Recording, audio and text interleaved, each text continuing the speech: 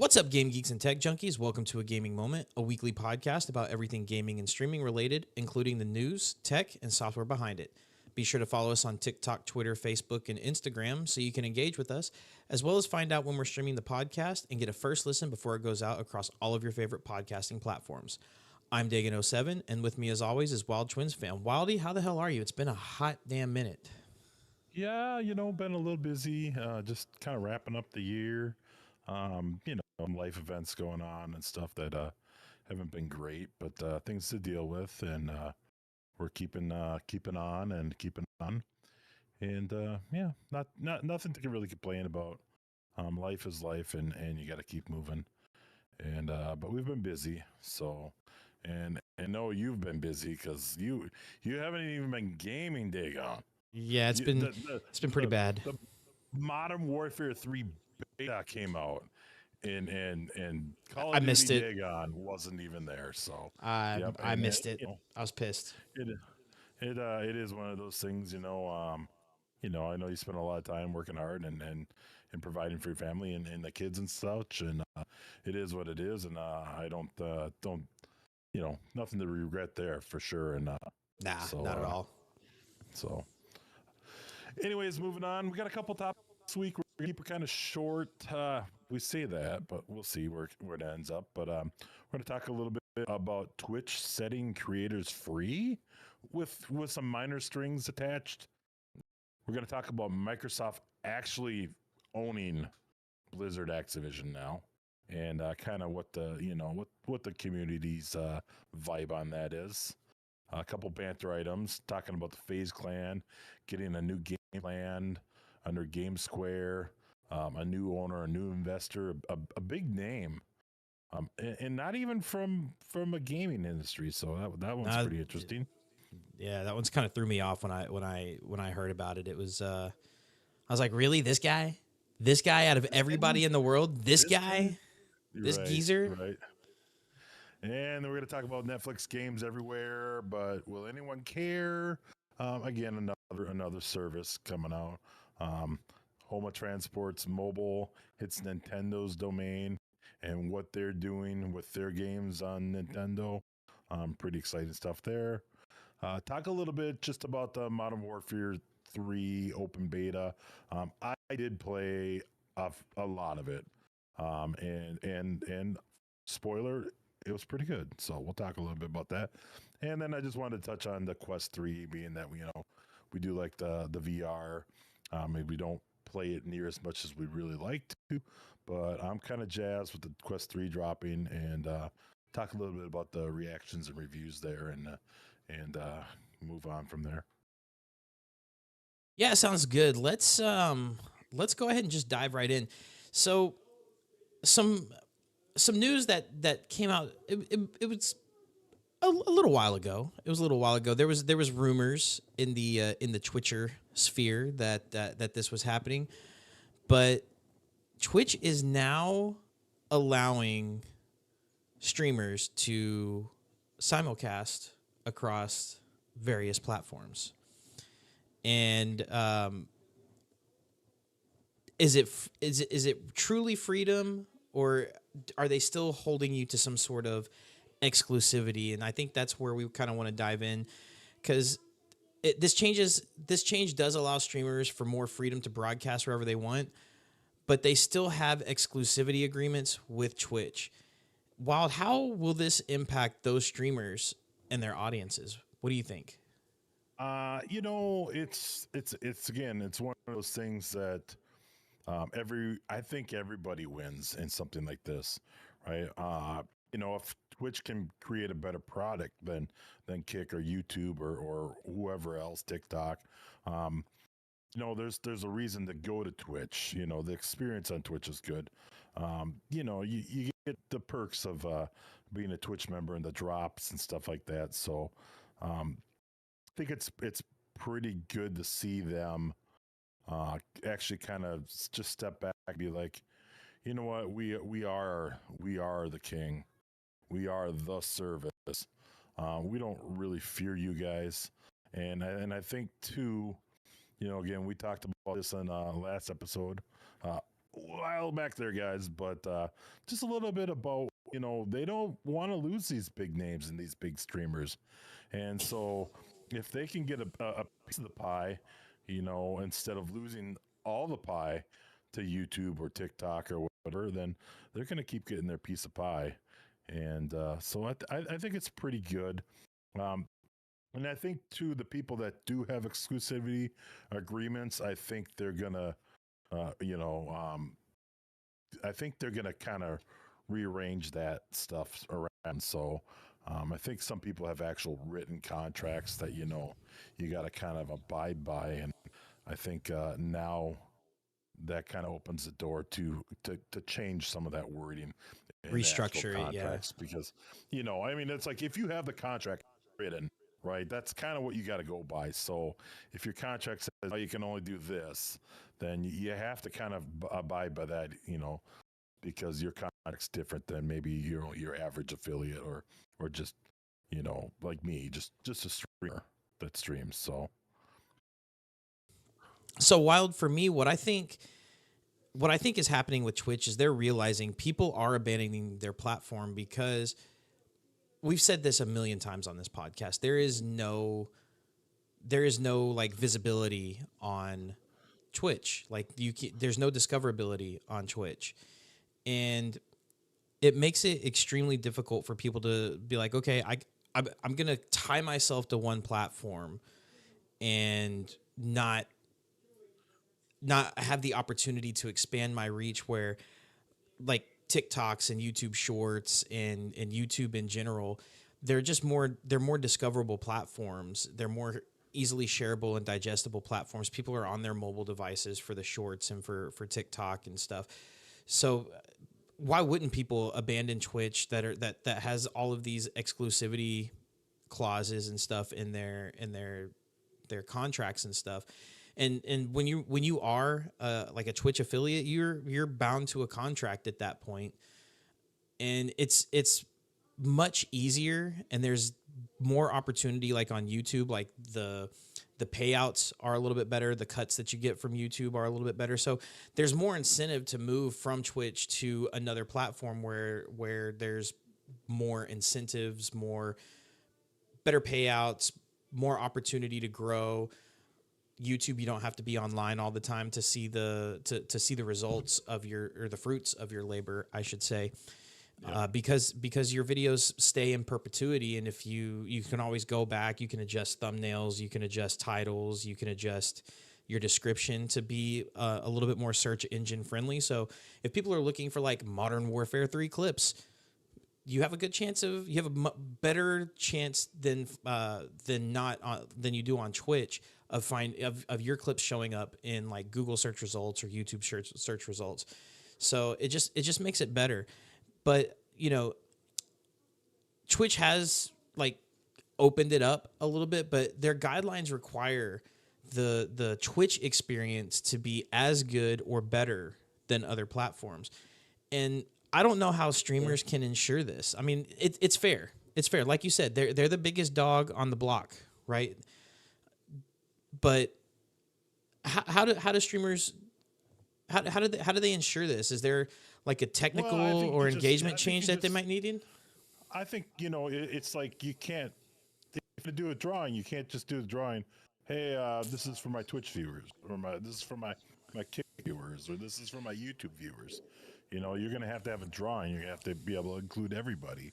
So, like you could stream and you could try to be like, if you subscribe to my Kick, then I'll give you these special privileges, and stuff like that. So, there's enough ways that streamers can get in the system on this, but so I think they have to put that in there, and I think, they said that they would warn people if they saw something like that. I think that's just in everyone's interest. Let's play fair. The other thing too is, Twitch, we've talked about this too, is viewers are not gonna, be so loyal to a platform that they're gonna, if their streamer leaves the platform, they're, most people are gonna follow the streamer to wherever they go. And Hmm. so that's another point here.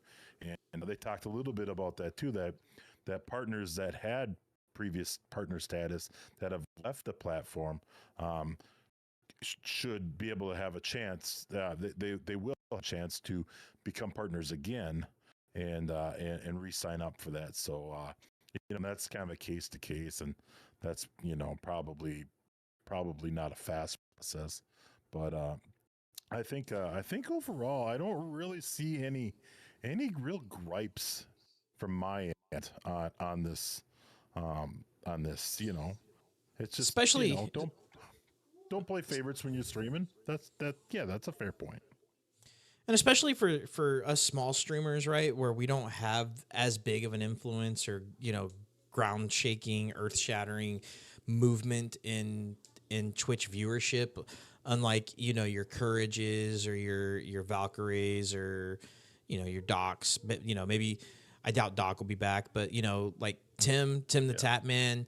Like if Yeah. Tim wanted to come back, Tim could absolutely now come back and Well, simulcast across all of them, providing his YouTube his contract with contract. YouTube. Yeah.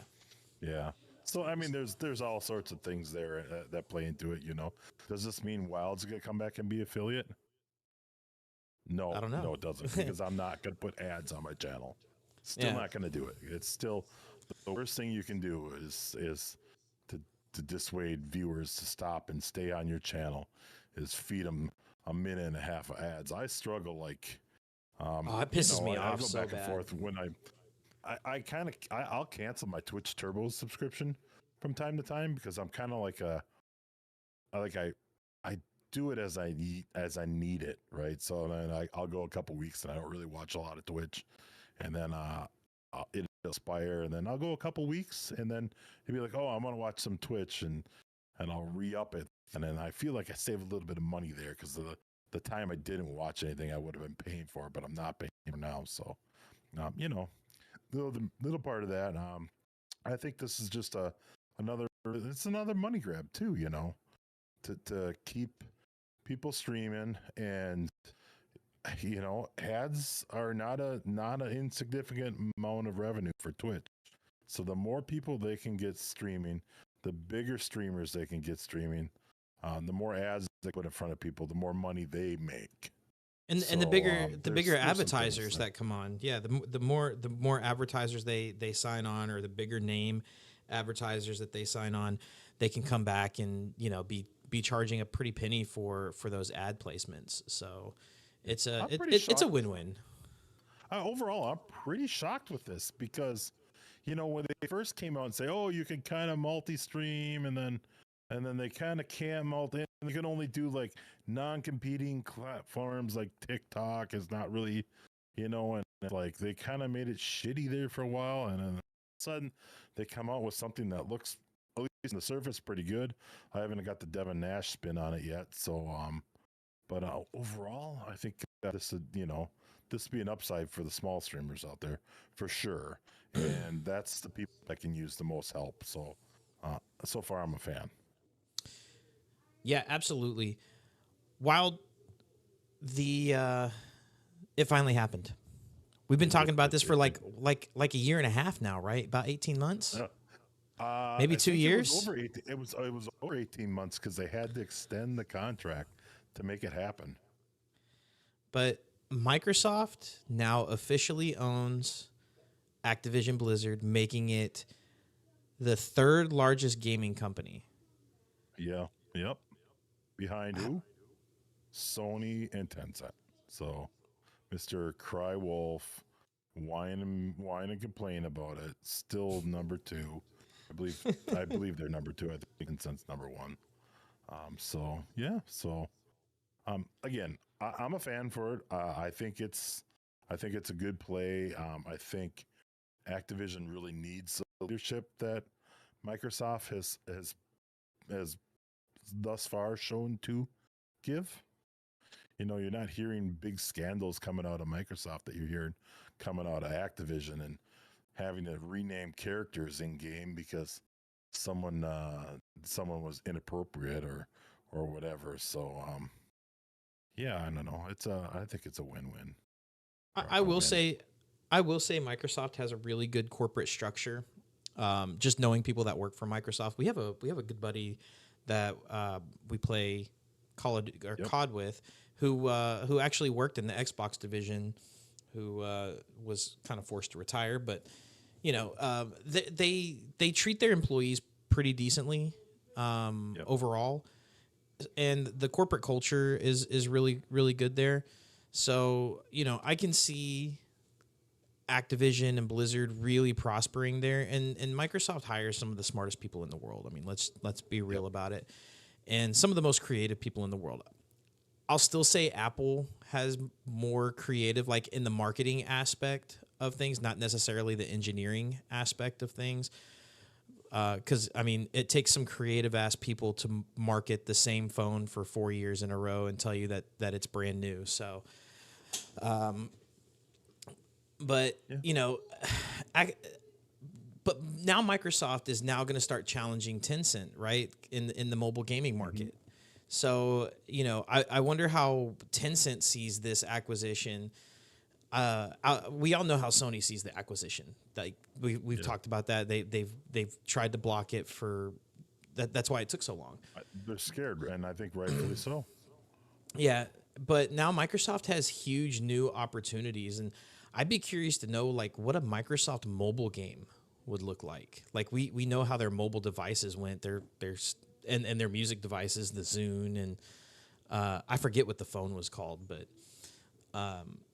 it's just a Microsoft phone. Yeah, but I'd be curious to see what a Microsoft mobile game is going to look like. I think that's going to be really interesting. I mean, again, I don't think they're reinventing the wheel. Like they bought King. King's already a massive, big company, profitable company. So I think they have to reinvent the wheel here. They just, with the right support that I think they can bring to the I think it's more resources, the developer resources. Yeah, I think and then the reach too. Now, now you can get. Now they can put their own games on on your computer, and you install Windows 11, Windows 12. Now you get, I already get all of that stuff as is, but all the trash. Yeah, so we'll see how they handle.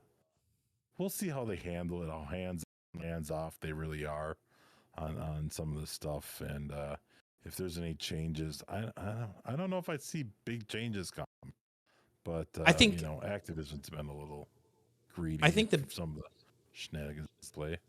I think the biggest changes that are going to be coming is going to be more from the Activision side. Like we all know Activision was the biggest like DLC or the microtransactions and all that. I wonder if Microsoft is going to try to start nixing some of that because they're not maybe not, but Activision has some really good games, and I think Microsoft is banking on maybe making Game Pass a little bit more tempting to people, like with your Maddens and that's EA Sports with all the various Activision games that are out there, like your CODs, obviously. Like, okay, now do I get every COD that's ever existed to play on Game Pass? Do I get to go down nostalgia memory road and go play like Call of Duty Big Red 1 or Call of Duty 2? Do I get to go that far back in the Wayback Machine, if you will? I think that would be really, really cool. Pitfall. Yeah. There you go. Let's go way, some of the classic Activision. So I mean, there's the possibilities there. Possibilities now when you have Game Pass. I mean, what if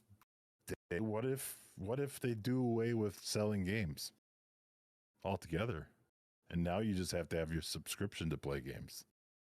I'm not opposed to that. I'm actually 100% not opposed to that. I will pay one monthly subscription. Like my wife and I, we already pay for GameFly. What's the difference other than you get to actually keep the game and play it whenever the hell you want it, and you don't have to send it back or check it in, check it out. But it's kind of the same concept, if you will. But I mean, I'm not opposed to it.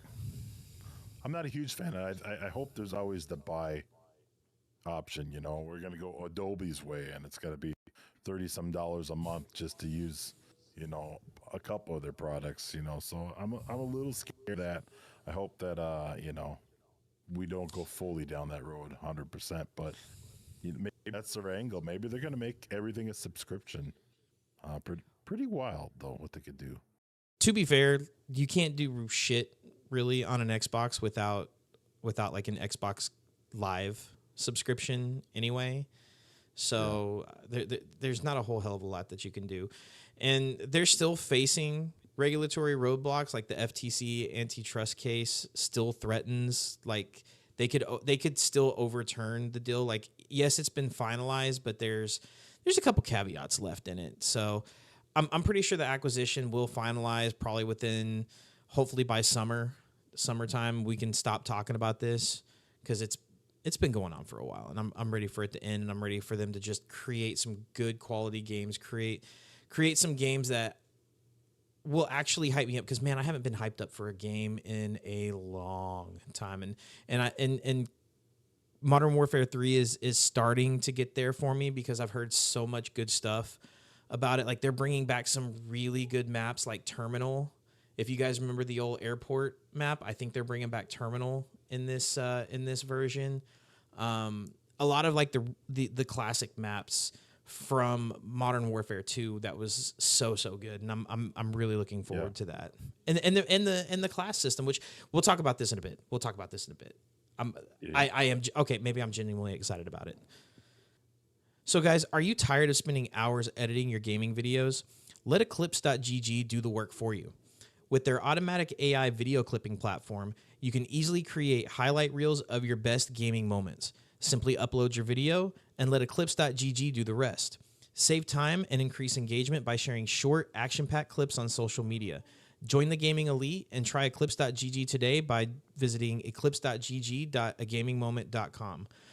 Join our Discord and let us know that you've signed up, and we'll get you a 7-day trial of the premium tier membership. So check it out today, guys. All right, moving into the banter this week. We got FaZe Clan, which, you know, we've seen this kind of across the board, that a lot of the orgs are floundering. You know, not making the money, not you know, I don't know, they're just not doing well. But FaZe Clan gets a new game plan under Game Square, and I think it's only fair that you announce who the new who the big investor is, being you're from the land of down there, but maybe not that squad. Yeah, I'm not a fan of this squad, but you know, I'll go ahead and do it. But so a few years back, Game Square was acquired by two very unlikely investors that kind of blew my mind when I read into this a little bit more. So Jerry Jones and Jared Goff actually are major investors in Game Square. They're like main owners, and now they're investing in FaZe.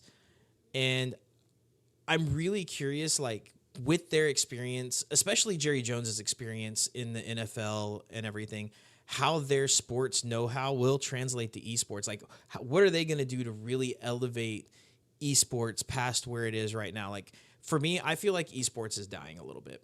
You know, it's not as big as it was maybe 4 or 5 years ago because of the scandals with like Overwatch, because all of these kids thought they could grow up and not become super educated and spend 18 to 20 hours a day gaming and getting good at Valorant or getting good at CS:GO or getting good at, you know, name your favorite esports. I mean, hell, World of Warcraft is an esports, League of Legends is an esports now. So, you know, and people are like, maybe this isn't viable. Like any sports, there's a select few that are great at it, but how many actual esports players do you know? Even though you might play the game, how many esports players do you know? Hashtag Ron Tonk.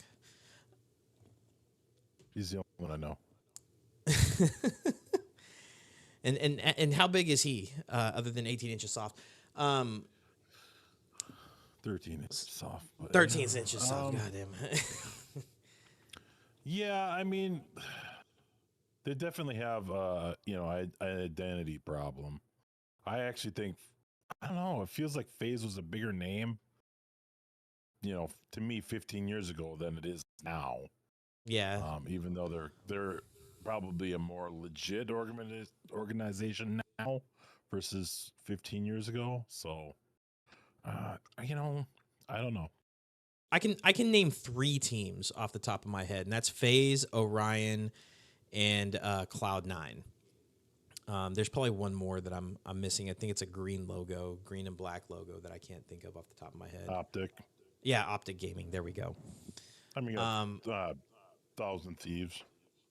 Oh yeah. What is? I mean, a couple orgs out there, but But how many players do you actually know on those? Exactly. I don't think I know a single. I honestly don't think I know a single player. So FaZe struggled hard after going public, and I think they're really thinking that GameSquare can help turn them around. And what they're doing is FaZe founders are actually going to be back in charge, and hopefully, or I should say, the hope is their creator roots should help reboot the brand. And GameSquare is going to tout the cost of the savings and revenue of games, but I'm maybe I don't think GameSquare would have made this decision unless they saw that there was going to be a return on it. I think they're banking on those founders coming back and really bringing back what got FaZe to what FaZe was. I'm not going to say what FaZe is, but where FaZe was when it was at its greatest. And I think Jerry Jones is going to come in there and he's going to be like, look, we can't be spending these kind of funds. Like, they got in trouble. They got in financial trouble. We'll put it that way. They didn't get in like law trouble, but financially they got in trouble because they were spending a ton of money on, these houses that they had for these gamers to live in, all of the tournaments, which the tournaments is cost of doing business. It is what it is. But, the gamers were buying stuff that they really didn't need to buy at the time. And they were giving the gamers these exorbitant salaries. So, hopefully they can come back. GameSquare wants to re-engage their core fans, but the question here is FaZe brand too far gone? I don't think so. I think everyone struggles with an image or not, and who doesn't like a good comeback story? So, I think they can do it. They've been a big name for a long time. Many memes. So Many memes. I think they can do it. Yeah. So I think they can do it, and I hope. I think it's a win-win. Again, everyone's going to win. The games will win. The fans will win. To bring this a little bit more corporate, maybe. If they do it right. If they do it right. You know who's not going to be doing it right, because we've seen a number of concepts like this fail, and that's going to be Netflix, in my opinion. So yeah. we've mentioned this before. Netflix has come out stating that they're going to have their own game streaming service, very similar to what Stadia was, very similar to what Xbox Cloud Gaming is. And I think they're banking on their huge audience. Like, let's not get it twisted. They have a huge customer base. So Netflix is testing game streaming to TVs, PCs, and phones, because that's where a lot of the apps are anyway. You have Netflix on pretty much any device that you can own. You can have Netflix on. So they want to be able to bring that gaming experience to any of those devices. I'm just curious of like how seamless is it going to be? Like, am I going to be able to throw a Bluetooth, like connect the Bluetooth controller to my phone or to my tablet, or if my TV has a Bluetooth receiver or something, can I tie that to it? If you're playing on your TV, how the hell are you gonna if you can't, how are you gonna control what's going on in the game if you don't have a real good way of like controlling the game? That's what I'm curious as. Oh, my Xbox controller hooks up to my TV, so little stuff like that. But And they are It'll be all talking. right. Yeah, they are talking about like you can use your phone as a controller, but now you have that input lag and everything. So I think it will hinder gameplay a little bit. And coming out, Depends on the game. You know, first prob person shooter is never going to be, you know, an ideal cloud gaming game. But you know, if you're playing Jackbox trivia, yeah, there's a couple split seconds of lag there. It's not going to matter. fair You enough. know, so it's just like you got to have the right concepts there. I think you play like Candy Crush, you know, or you know, some of those games like that. You know, they don't really require fast, accurate input. You know, Hmm. so they're you know if they get the right um, games, maybe people that, but I don't. It's not going to be a selling point. I don't know that it's going to be a selling point. You know, like who's going to get? Oh, now I'm going to get Netflix because I can get games there. So in that front, I see it as a liability. Like they're going to be spending money doing this. Are they really going to generate the revenue off this? Because you know what I mean. Like who gets Yeah, Netflix for? I don't know. It's hard to say, but Netflix blew my mind when they took over the you know, doing what they did with Redbox. DVDs. Yeah, they got Yeah, rid of you Redbox know. pretty much now. And right now, like to your point, while right now they have a supremely limited library, it's just 2 games in early beta testing. So, you know, one thought is the catalog going to be too small to even attract gamers?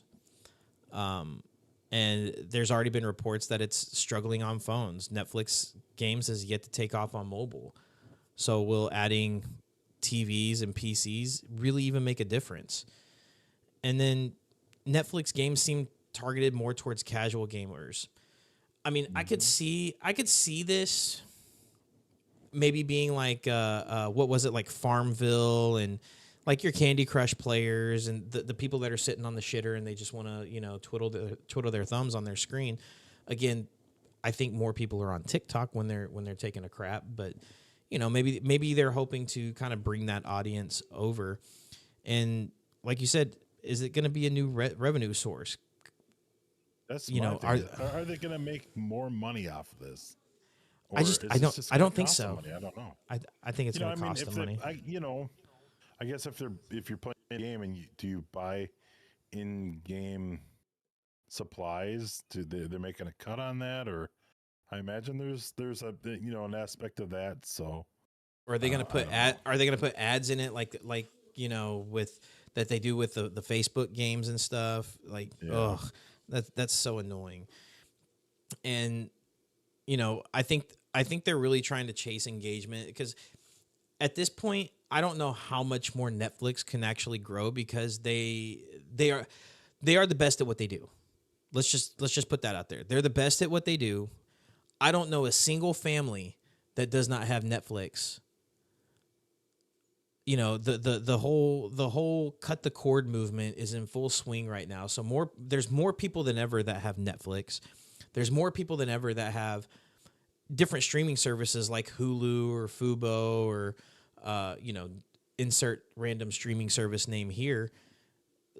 People are getting them. HBO, what is it? HBO Plus now, I think is what it's called. Yeah, Um, we're nickel and diming ourselves to death with subscriptions. isn't that right? Maybe cable's starting to look not so bad again.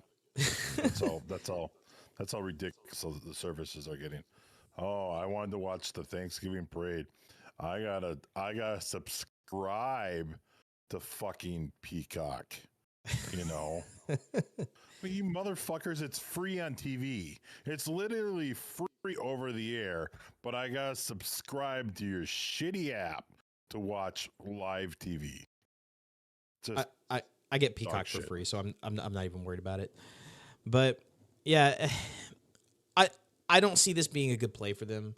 I think they're trying to reach for something that they shouldn't be reaching to. I don't think their particular audience is it's gonna. I don't think it's gonna resonate with this particular audience. Yeah, I'll leave it but at that. you know, it might be one of those things. You know, we estimate we're gonna make 2%.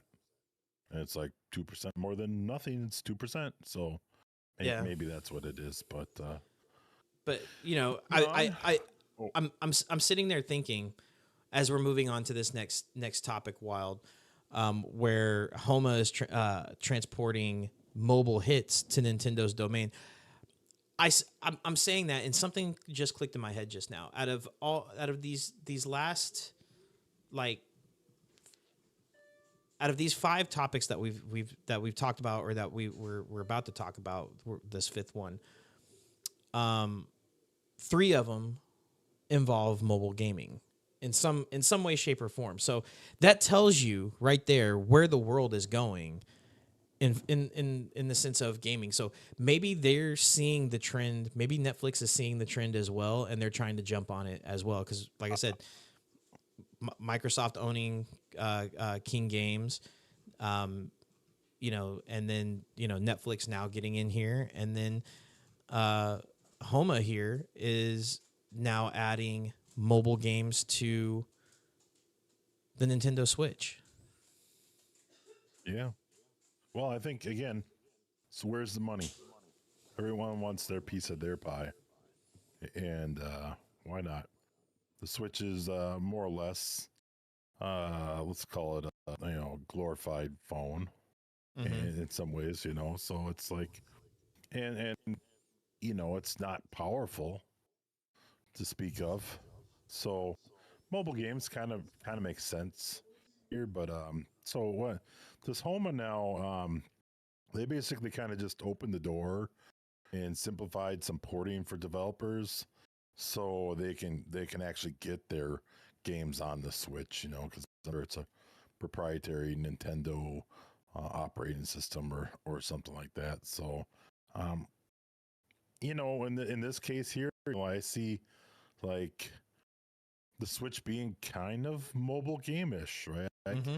I think your audience is. I think you got the right audience there, and so even games like Animal Crossing, um, some of that stuff, it's very mobile game-ish, and so I think this is kind of a promising move for or potential for some developers and maybe some small developers to kind of get their foot in the door, but hopefully it doesn't turn into uh, the Microsoft phone, the Microsoft Windows Mobile There you go. phone store.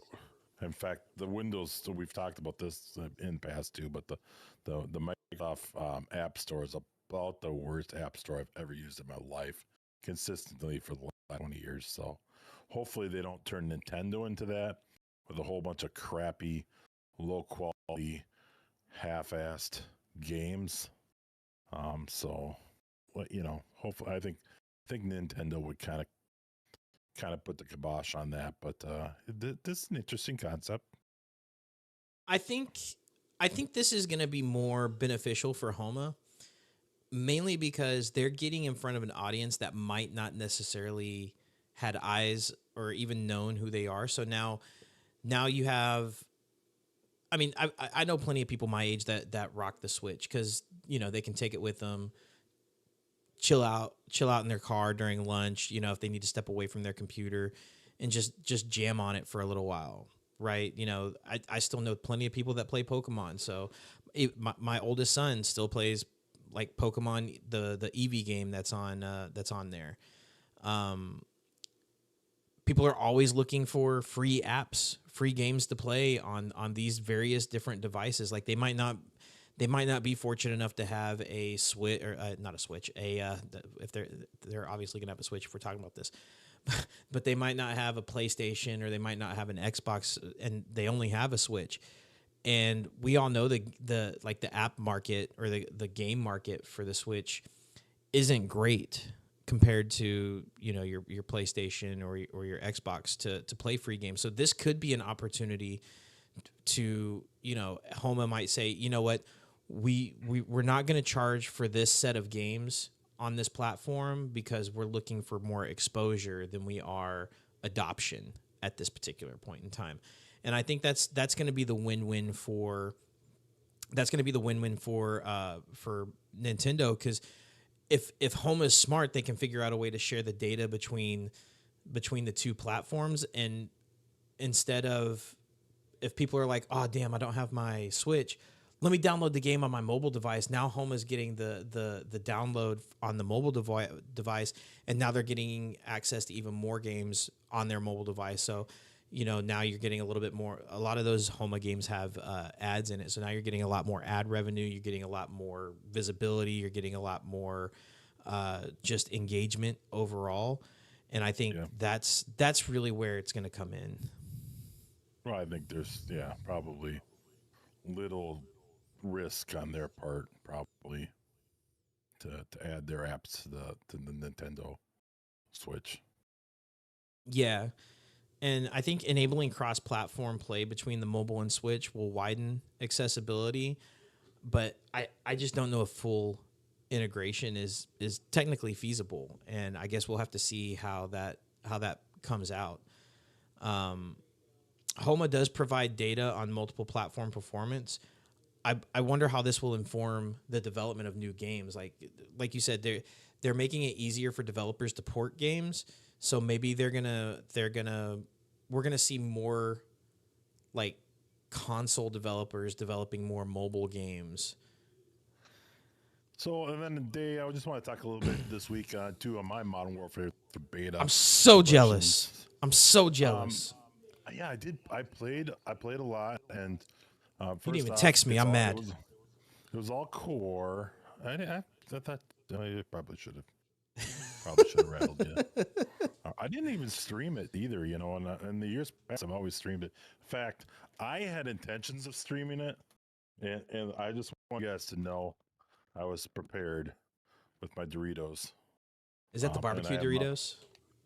sweet tangy barbecue. Okay. Truth be told, I hate Doritos, so I don't. It's I love unopened. Doritos. They're so It's good. been on my desk for 2 weeks, and I haven't opened it. So there you go.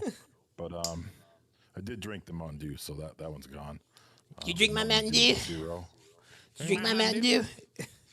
So, anyways, jumping into it, I think, gosh, I think every map was an old map in the beta. Yeah. So Estate, Flavella, or was it Flavella? What was it? Favela? Yeah, I think Flavella, and then I don't remember that, but they're all old maps. I think. I played a lot of them. I played a lot. Played primarily Search, which was nice. They actually had Search in the beta. Sometimes they don't do it. I don't know what their deal is. Like, Search is a pretty big game mode. I mean, you got to have TDM. Everyone wants to run on TDM and stuff like that. But It's the sweatiest game mode. Snipers are really, really good. The snipers they had available were all like semi-auto snipers, and they mostly one shot. So that was tough. I think a lot of people will be happy about that. And then we had Rust is back again. Rust, Rust has made many of appearances, but Rust was back and a little bit different. I found the score streaks to be pretty easy to achieve overall in most of the game modes. Nothing real extravagant there for word or streaks. Pretty standard stuff. We're back to a flying bomb kill streak. I guess which we have at Modern Warfare 2. But I think overall, it's hard to even kind of quantify what the difference between Modern Warfare 3 and Modern Warfare 2 is. And everyone's crying. It's a DLC. It's a blah, blah, blah. It's not. I mean, you could argue that with every COD, right? They're kind of remaking. But for me, I don't mind it. I think it's reasonable. $70 for, I think we get wound up with like 16 maps or something like that. Pretty reasonable. Back in the day, you used to buy the base game at $60, and then you had to buy each map pack for another $15. You'd end up spending, $120, $130 or whatever it was for each game. And right now, you can buy the base game and you get the other, everything else as the season comes along. So I don't think it's bad. Um, it just feels like they polish things, and like Modern Warfare 2, I don't know why, is definitely worse than Modern Warfare 2019, and 2019 still feels to me the best. Um, Kind of fluid, and the movement's good. They brought back some movement that everyone complained about. You're sliding, some you're canceling. If it just feels better, and I can't really quantify what it is, but I think it will be a pretty popular game again. Whether the war zone and stuff takes off, that will probably depend, on the maps and such. But I enjoyed it. I did make it to level 30. I leveled up most guns. Shotguns are also ridiculous. Um, the time to kill actually increased, I believe. Like they give you now 150 health versus like 100 health. That's kind of been standard. So it's hard for me to really judge that because I don't play a lot of core as is. But it felt like the time to kill was very long in the game. So there is that. Your shots, you know, hitting your shot matters. Hitting your headshots matter. So I don't know. Maybe it might be more of a skill thing. But overall, pretty decent. So I'm actually a little bit excited for it to come out. I was excited for Modern Warfare 2. That kind of was a dud for me.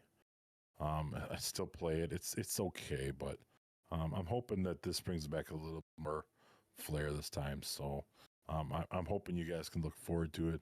I know if you pre-order, you get the campaign a week early. Our stance on that is never pre-order. I'm probably buying the game regardless, even whether it sucks or not.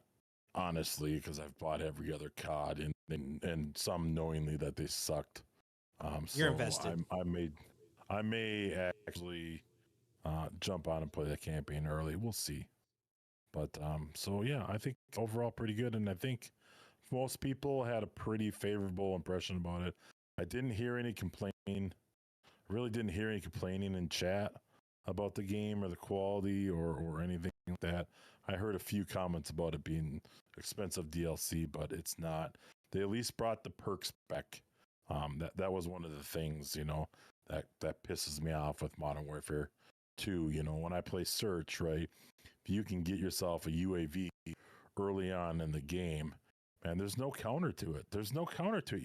You are screwed, and that's such a handicap. If you're the opposite team, that you can't, because you can't have ghost. You can't be off the radar. Everyone knows where you are. So I don't think that Modern Warfare 2's ever been balanced. But now you can go back and you can put ghost on. You can stay off the radar. You can run a suppressor and stay off the mini map. They made the changes they should have made to Modern Warfare 2, or shouldn't have made to Modern Warfare 2. And I think it'll be a good game, and I think we're stepping back a little bit to the right direction for COD, and I think it'll do well. That's just my impression. If you guys have any questions about whatever, reach out to me, hit me up on the social medias, ask me, if you have something specific or whatever, and I'll go through it, talk with you, and so that's the piece there. I mean, it sounds awesome. It sounds super promising. I'm kind of excited about it. I wish I didn't miss the beta. Maybe they'll do another one before launch. Sometimes they do, sometimes they don't. It'll be launching next month. So yeah, you're a week and a half off, 2 weeks off for the game. So you'll make it. You'll be fine. yeah, I'll be all right. So Wild, we're big VR people. We don't play it as much as we'd like to, but right. we're VR people.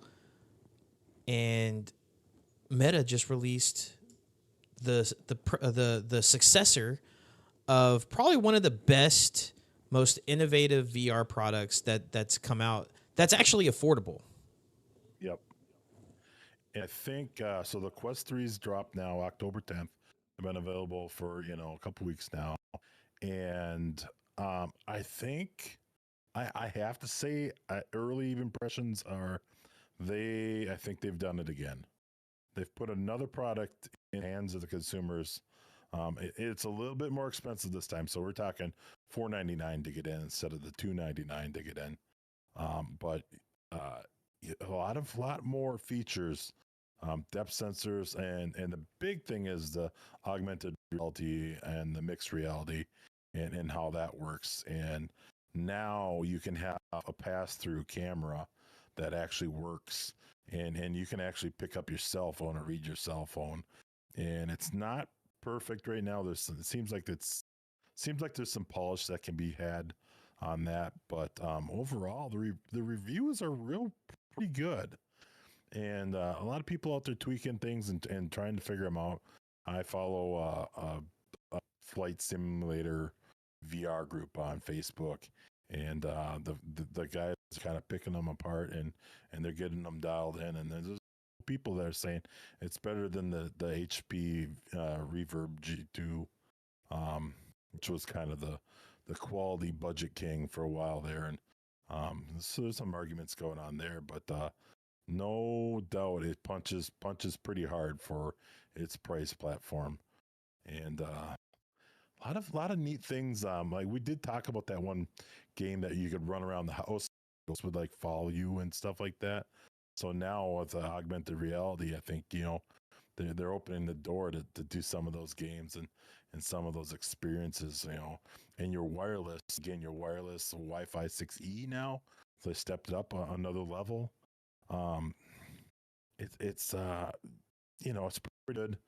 A couple complaints coming in on the headsets. There's a complaint on no one likes the strap that comes with it.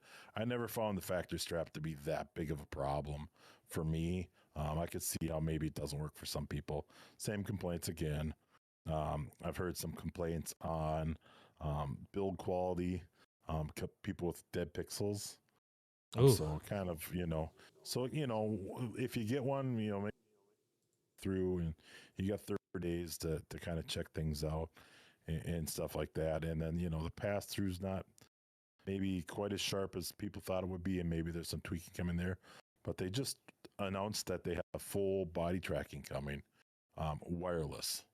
So they're knocking out some big things right now that the other companies don't have, and I am waiting to see what the Index 2 will do, because I don't think Steam and Valve ever come to the market with a product unless they think it's an actual big generational leap. And that's why I don't think we've seen Index 2 or any rumors of one yet. I mean, there's rumors of one, but we haven't seen any leaks of it yet, because I think it'll be pretty interesting when it comes. So, you have the Apple headset that's got the, augmented reality, the AR, the mixed reality. And now you got a $500 headset, a $3,500 headset that, can maybe do some of the features that Apple could do. Obviously, there's the processor in the Apple's going to blow away the Quest 2, but you're $3,000 over the price too. So punching pretty hard. I think I'm going to pick one up here in due time. It's not high on my list, but in the near future, I still use the Quest 2. It still works great. It's still well ported. Another thing too, and I'd like to know if any of the listeners out there have the Quest 2. Have they went to the Quest 3? Have they experienced the Quest 3 yet?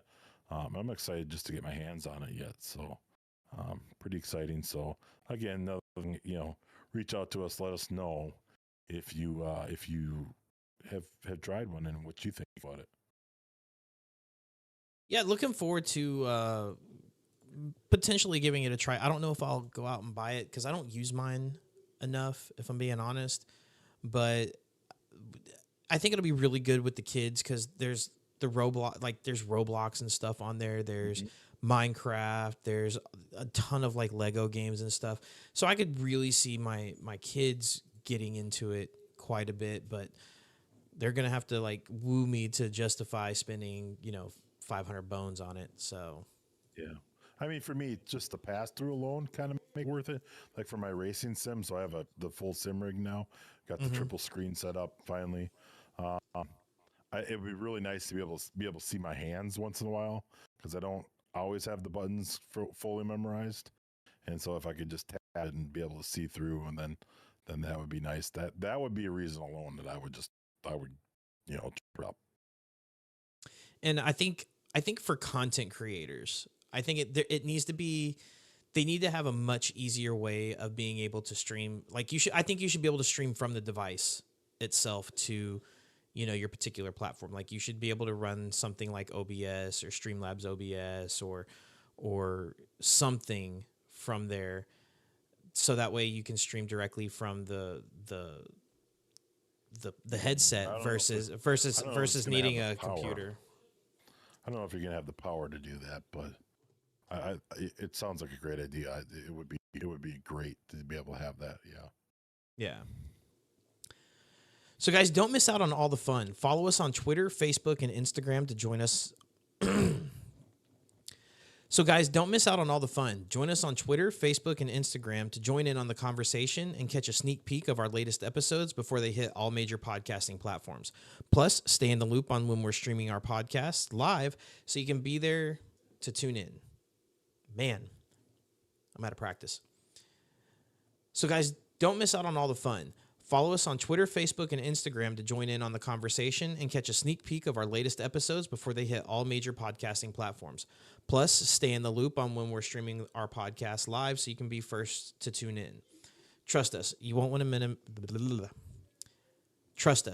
miss a minute of the action. So we've breached this topic before, but KFC and gaming. We talked about the KFC console that It's becoming more and more yeah. real, man. I don't know. I don't know if we're gonna actually see it, but the shocker came to me this past month here in PUBG, like the duh moment, and PUBG partnered with none other than KFC for in-game content, and it's stupid fantastic. I like. I would wish that they keep it forever, just because I like it that much. So now you got mini KFCs in game and PUBG. You can go there and you can get a bucket of chicken, and it's a bucket of chicken, and when you eat it, you're eating like chicken, And a bucket of chicken's a health kit, a regular first aid, and then there's red sodas like KFC sodas, and then there's like does it chicken tenders, or I don't remember what it is, and it's the fries. You eat the fries, and the fries are like bandages, and it so they're like healing items, but they're like KFC branded healing items. So pretty crazy. I actually retweeted the Twitter post kind of announcing that. So if you follow us on Twitter, you would see a retweet on that, and I just think it's fun. That's a fun thing that it's always been winner chicken dinner when you win around PUBG, and now it's KFC chicken dinner. So I'm not huge on advertisement, but this is well done. So I'll like this.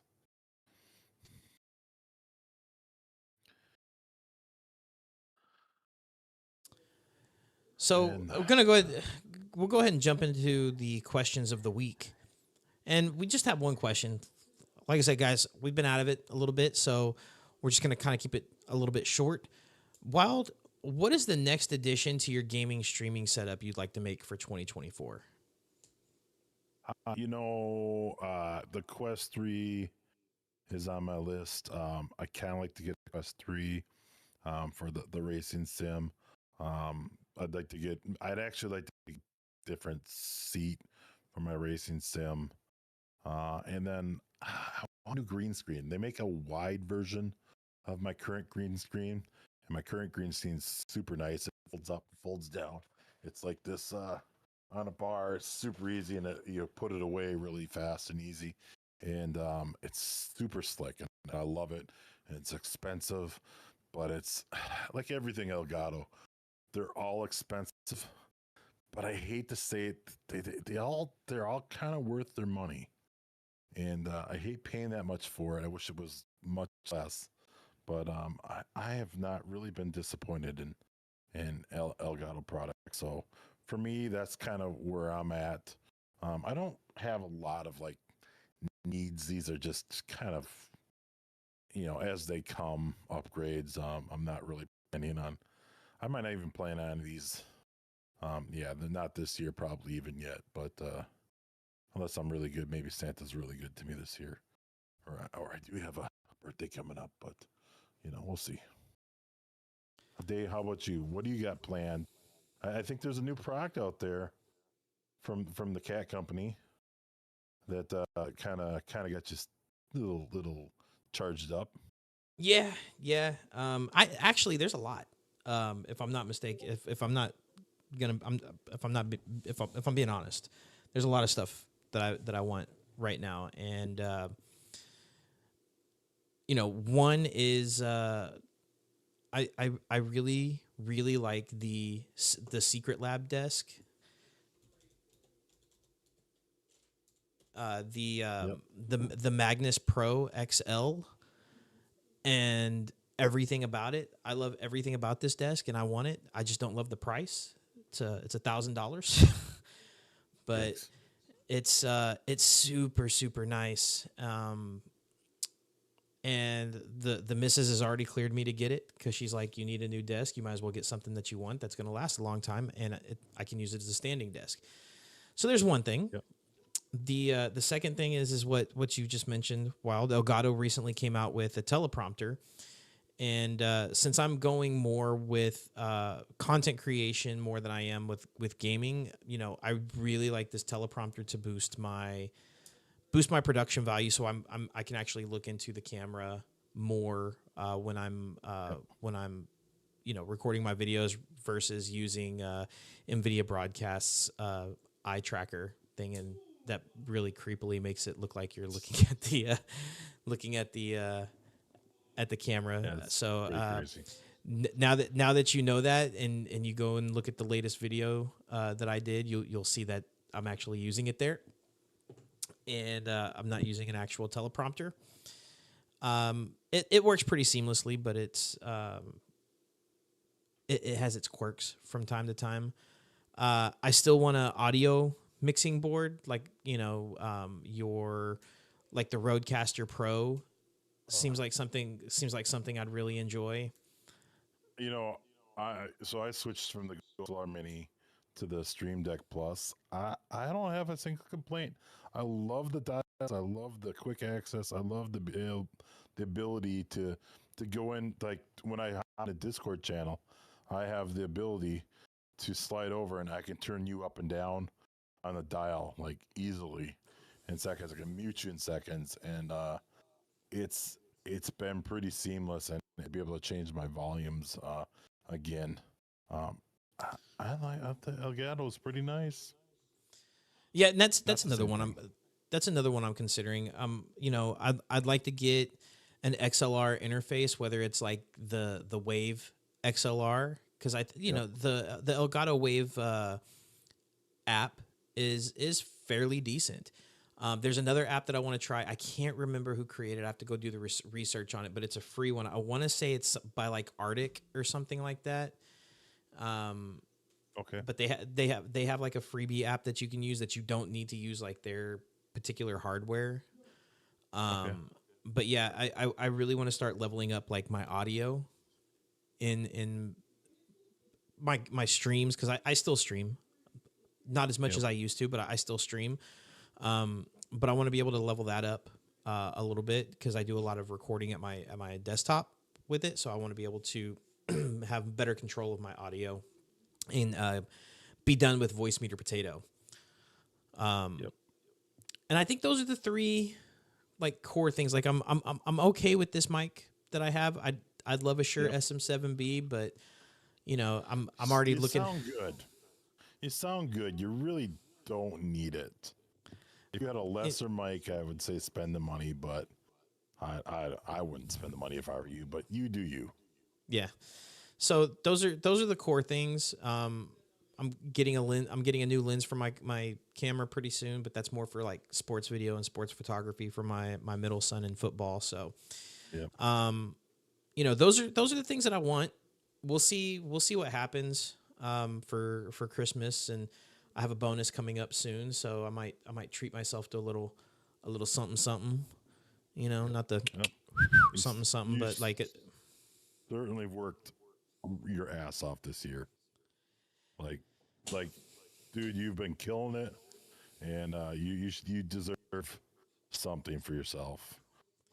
Because I know you're a very giving guy, and you spend all your time doing things for a lot of people, and myself. Dagon carries a lot of the workload here on the podcast of stuff that I would struggle doing. So It's because I enjoy doing it, man. Yeah, for sure. So I think I'm gonna go for this desk so I can get rid of this current desk that I have. Just spend $1,000 on it, but Yep. it's gonna be so worth it. It's gonna make my cable management so much better. It's gonna be really clean. If you guys haven't checked it out, go check out the Secret Lab Magnus. It's the Magnus Pro I'm not gonna do XL. it. I'm not going to do it. I am waiting for the Dagon unboxing and setup and review video. Oh, that's gonna be like a 7-hour video. So, yeah, right. Well, all right. We don't need to watch everything. And you're tripping over and yelling at the dogs and the kids in the way. Get out of the way! But yeah, It would be fun though. I do have some things that I want to do to add to my gaming streaming content creation setup. Yep. So guys, be sure to follow us as we love to engage with our community. And thanks for tuning in. This week's deep dive into Twitch's simulcasting shakeup and Microsoft's big moves in the gaming space has huge implications across streaming and esports. And as creators explore new platforms and tech giants battle for supremacy, the landscape is shifting under our feet. But through all that change, one thing is clear. Gaming continues to grow and innovate. Wherever the upheaval takes us, you can trust a gaming moment will be there, covering the play-by-play every step of the way. We'll keep bringing you analysis of the news and tech propelling gaming forward. So don't forget to hit that subscribe button so you never miss an episode. And if you want to take your support to the next level, head on over to our Patreon page to help us keep the podcast going strong. Also, show off your love for a gaming moment by checking out our timeless classic merch at merch.agamingmoment.com. Thanks again for listening, and until next time, guys, keep grinding.